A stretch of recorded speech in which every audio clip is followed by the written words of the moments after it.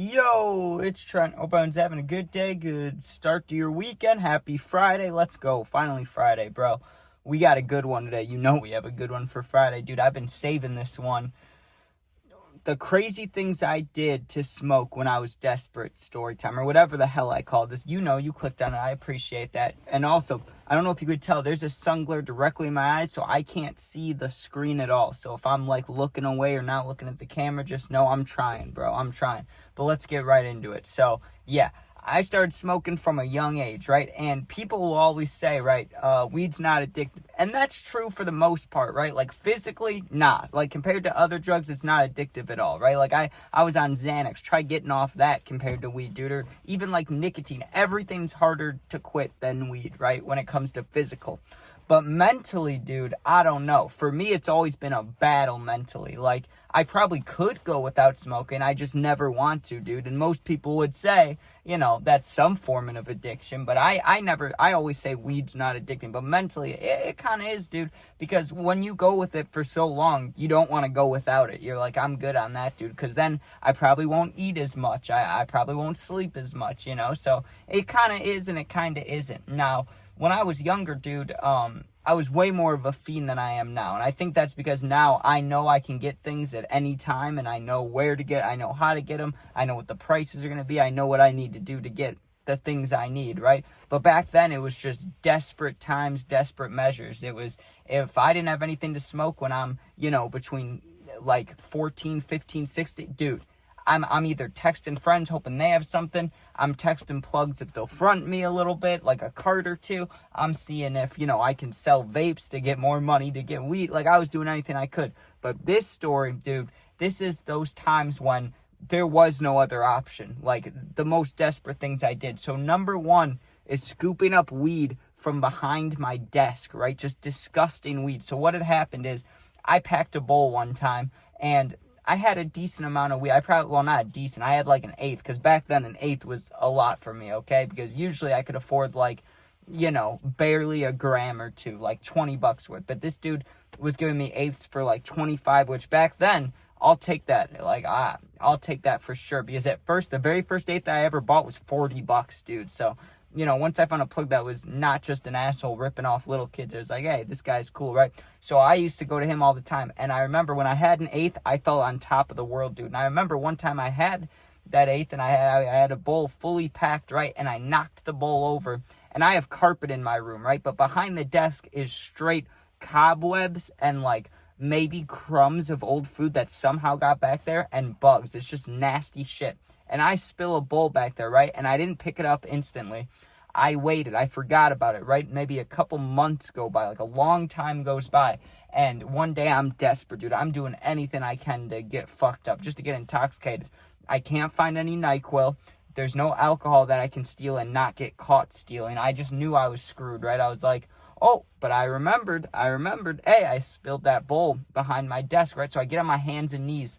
And what I did to find the weed, because it was all broken up. It was like literally grinded to, you know, the most grinded the weed could be. So it's very small pieces, right? And I turned my lights off and I turned my flashlight on, right? And I'm laying on my stomach underneath my desk, and there's cobwebs in my face. There's dead bugs. There's just nasty shit behind this desk, right? And I have my flashlight on, and I'm just picking up the tiniest pieces of weed in the carpet, right? And hairs are coming off with some of them. There's fucking like white fuzzy dust, red fuzzy dust, just random shit attached to this weed. And I remember I packed the bowl, and then I also added stems, and because I was so desperate, I never cleaned this bowl. So there was hella like old res, you know, like the burned weed, the black shit, right? So I was like, even if I get to nothing, I can still rip that. It'll taste nasty. It'll taste like the lighter, the butane or whatever, but I'll still try it, right? And I smoked that thing and I got high.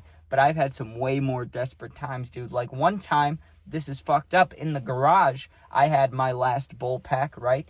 And it's in the bowl, and I dropped the bowl. The bowl shatters well, it didn't shatter everywhere. It shattered into like 5-6 pieces, right? I didn't give a fuck, dude. I picked it up, repacked it in the garage, which is disgusting, let alone what I did next.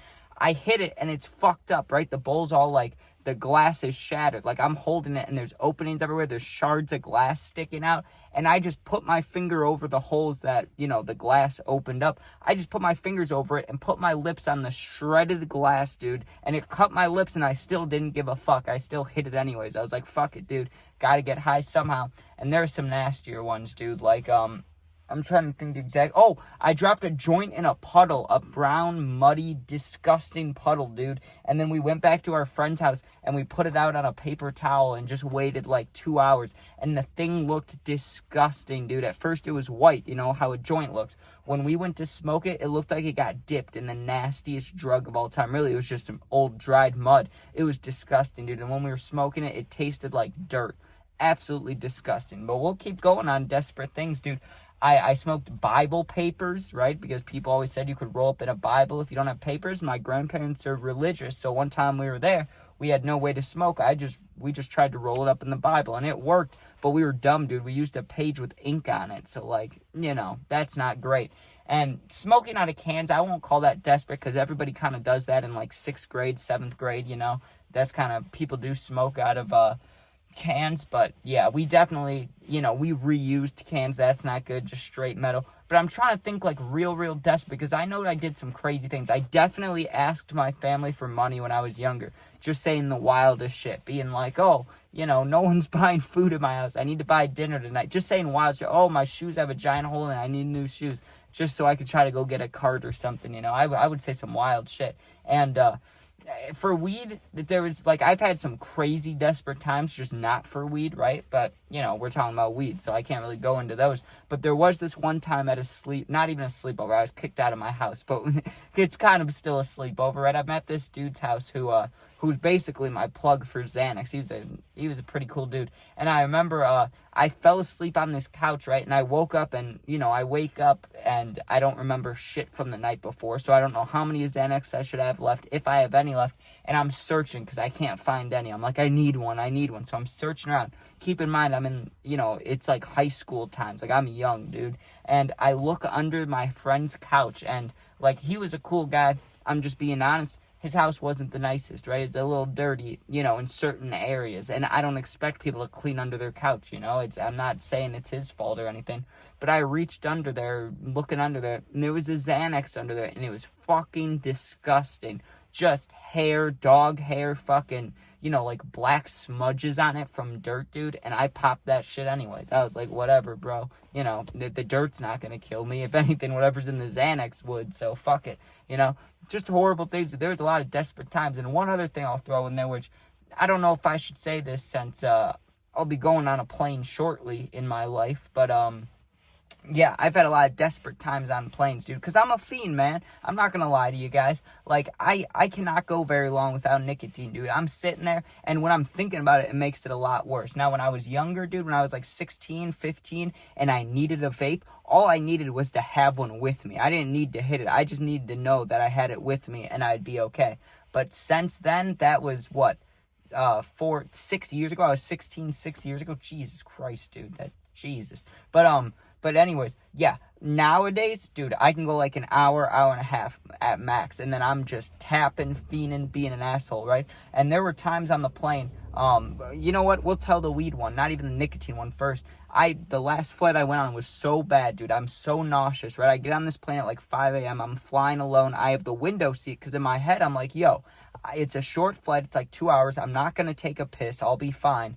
Just give me the window seat and I can lay there and be tired and be fine. Nope, dude, worst flight of my life. I get 2 little kids, twin boys, right next to my left. Normally, kids, that's fine, I got plenty of leg space, plenty of arm space. You're thinking, what's the problem? Well, the parents are sitting behind them, and they keep reaching over my left shoulder, over my seat, to give their kids stuff. It's why are you not sitting by your kids, But whatever. I'm not judged. I'm just saying sit by your fucking kids, right? Because it's 5 a.m., 6 a.m., whatever it is. We're in the air. and they're giving these kids Slim Jims, fucking sandwiches, just keep giving these kids food. I'm nauseous because I didn't sleep much. I woke up early. I want to hit the nicotine. I want to hit the weed. I'm just feeling shitty, and these kids are eating stuff. And listen to this. I felt like I was about to throw up, so I turn on the cold air, right? Like, give me some air to the face so I feel better, right?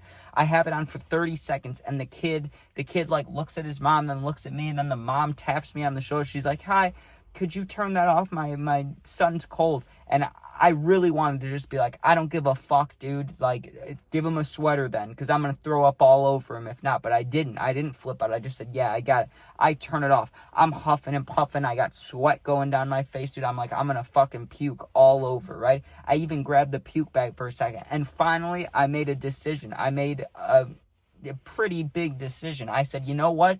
Fuck these kids, fuck the plane, fuck going to jail, dude. I'm hitting the cart right here, and like, I need to, or I'm gonna throw up, and it's gonna be embarrassing, or I'm gonna throw up on these kids, or I'm gonna throw up, then the kids throw up, then the parents throw up. Like, I'm not having that happen, dude. I need to man up, right? So I just reached out, like, I had the cart already with me. I'm on the plane, so I'm worried about that bitch blowing up in the air. You know how it goes. I put my head in between my knees, right? Like, my knees are right here, if you could see where they are, right? They're right where my steering wheel is.